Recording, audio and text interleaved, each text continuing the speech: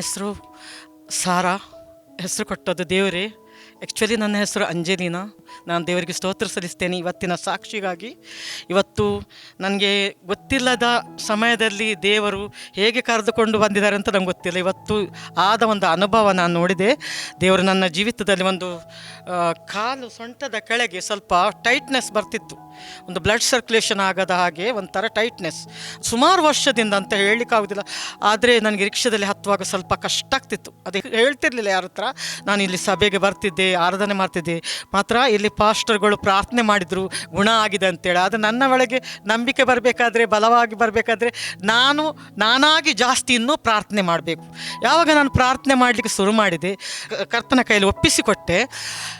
ಇವತ್ತು ನಮ್ಮ ದೇವ ಸೇವಕರು ಸುನೀಲ್ ಪಾಸ್ಟರ್ ದೇವರ ವಾಕ್ಯವನ್ನು ಹೇಳುವಾಗ ಒಂದು ನಮ್ಮ ದೈವಿಕ ಸ್ವಸ್ಥತೆಗಾಗಿ ವಾಕ್ಯ ಕೊಡ್ತಿದ್ರು.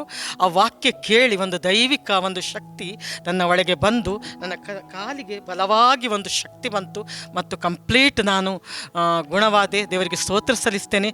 ನನಗೆ ಒಂದು ಇದು ಎಷ್ಟು ಇನ್ನು ಮುಂದೆ ಹೀಗೆಯಾ ಅಂತೇಳಿ ಅಲ್ಲ, ದೇವರು ನಮ್ಮನ್ನು ಪ್ರೀತಿಸ್ತಾನೆ, ನಿಜವಾಗಿ ಪ್ರೀತಿಸ್ತಾನೆ ಅಂತ ದೇವರಿಗೆ ಸ್ತೋತ್ರ ಸಲ್ಲಿಸ್ತೇನೆ. ದೇವರು ಮಾಡಿದ ಒಂದು ಅದ್ಭುತ ಕಾರ್ಯಕ್ಕಾಗಿ ಸ್ತೋತ್ರ ಸಲ್ಲಿಸ್ತೇನೆ. ಆಮೇಲೆ